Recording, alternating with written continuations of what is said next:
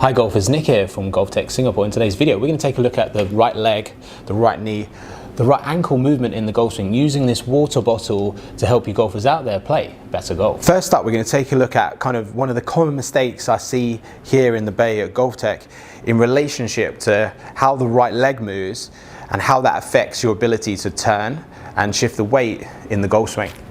This is very common, see this day in, day out here in the bay, and we're going to be talking about this and what you should do and a drill to help you improve this. So the common issues I see in the backswing with the golfer be increasing their knee flex, their right knee flex. So in the backswing they would increase their knee flex in the backswing. This restricts how much your hip can turn. The best golfers will have some straightening. I'm not saying you should lock it, but you should definitely straighten some degrees in the backswing. This would help you turn and tilt your hips and tilt your shoulders and turn them.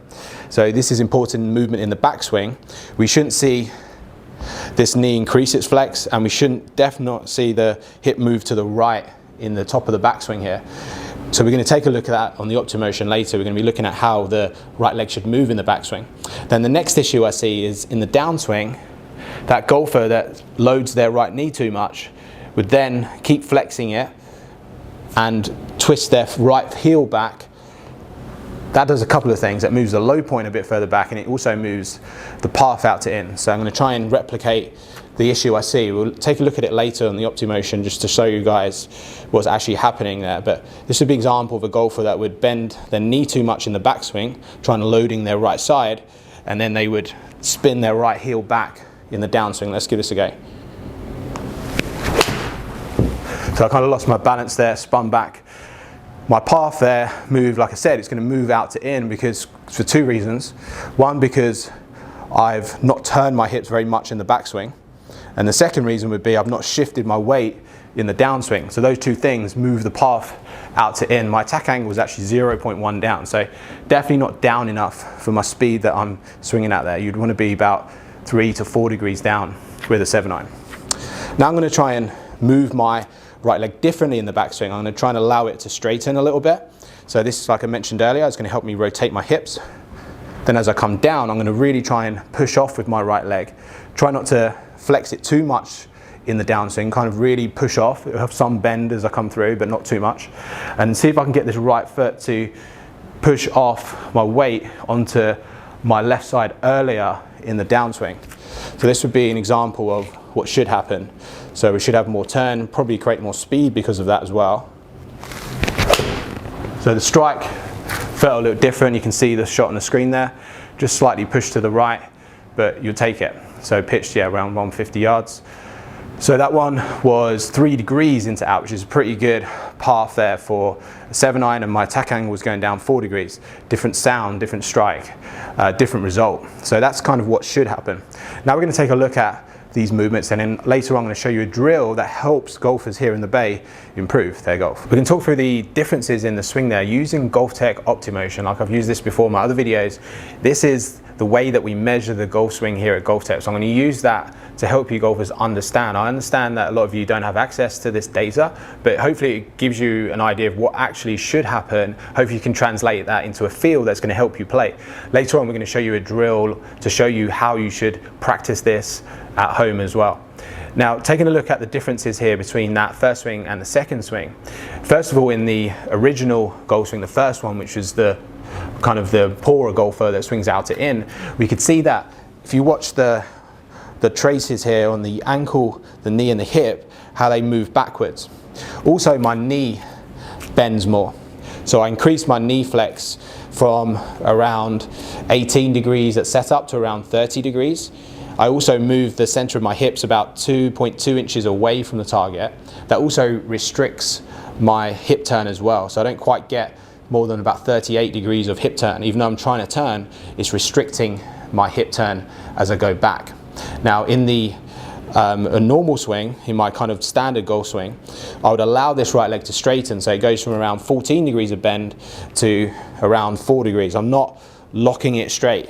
Don't think I'm telling you to straighten your leg dead straight here. Just allow it to straighten some degree here. So it goes from say 14 to 4 in the backswing on the good swing. That also keeps my hips very centered. The circle here that's measuring the center of my hips hardly moves. You don't see any line there, whereas in the original swing with the poorer golfer, that line trace appears because I'm moving my hips too far away from the target. As we come down, we start to get this purple line.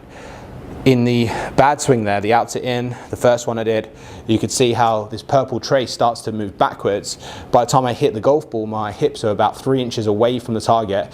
And this is where you'll see my right heel start to kind of twist back. I've also got more knee bend than where I started, over 30 degrees of knee bend at impact. So that's affecting my ability to shift my weight to the left side. At impact here, you'd expect the best golfers to be around 3 degrees of hip sway towards a target in the downswing. That helps them keep that path coming from the inside and hit that low point in front of the golf ball. In the better swing there, you'll see how I've shifted. You can see how this leg is a bit straighter. My knee bend's not quite got back to where it was at setup, but it's about 8-degree bend compared to 30 on the poorer swing. And then as we continue through to the finish, you'll see how this purple trace will move forward on the good swing and it will start to move back on the poorer swing. So by the time I finish, I've got about 6.1 inches away of hip sway in the bad swing. That's the one that comes out to in, potentially hits the ground behind the ball. And in the better swing there, into out, low point in front, I've got about 6.5 degrees of hip sway. You can see the difference in the right leg. You can see the trace lines. We have the yellow, which is the backswing movement, and then the purple, which is the downswing movement. So in the better swing, you see how that purple trace moves towards the target. So now we can talk about a drill that's going to help you develop this feel to hit the ball better. Just need a simple water bottle. I'm going to place it just on the outside of my right foot here. Now we saw in the original swing how my weight kind of hips shifted to the right in the backswing, and then as I came down, I didn't move my hips enough to the left by the time I hit the golf ball. Like I said, that's going to move the path out to in and low point back, and then my heel moved back, stopped me moving my hips through it. Now, it helps me turn, doesn't help me shift in the downswing. We have to have some lateral shift in the downswing. We have to have that combination of rotation, but also movement to the left side. Now, with this bottle here, I should be able to make my downswing and be nowhere near it by the time I finish. So by the time I finish, you can see clear daylight there between my foot and that bottle, and that's kind of the feeling that I'll give golfers. So first one would be to allow the right leg to straighten. This helps you turn your hips, and then from there to try and roll the foot inwards towards the target as we go through. We see the #1 player in the world do this. He actually slides his foot back for various reasons, to do with kind of trying to keep his turns a bit closed, but we're just talking about the low point today and the path to some degree here. So in the backswing, we're going to allow that leg to straighten somewhat, and I'm going to roll it inwards, try and make sure I can hit this ball first, then the ground, so you can get that low point in front and get that path coming from the inside. So this would be the drill. So allow the right leg to straighten, and then roll the right foot, keep that right leg a bit straighter coming through. It's going to help you kind of push your hips forward as you go through. Actually hit that pretty well. You can see tight draw on the screen there. So that path's going to be coming in a similar path to where I was earlier from inside out. So around 3.5 degrees into out. Much better result there. So that's the drill that you want to practice. Allow that right leg to straighten and push away from that bottle. And then what I'd suggest you do to start with would be to just make some practice swings. I'm just hitting the ground basically on this front line here where my left shoulder would be. That's me kind of get my low point in front of the ball, and I really feel like I'm pushing off with my right leg here. Think about the ankle, the knee moving inwards. We saw earlier the purple line, the trace line on the right heel go back. It's no good. That's going to pull that path to the left, going to be weaker shots, and it's probably going to hit the ground before the golf ball. Thanks for watching, golfers. If you enjoyed the video, please give it a thumbs up, and I'll see you again next week for another video. The most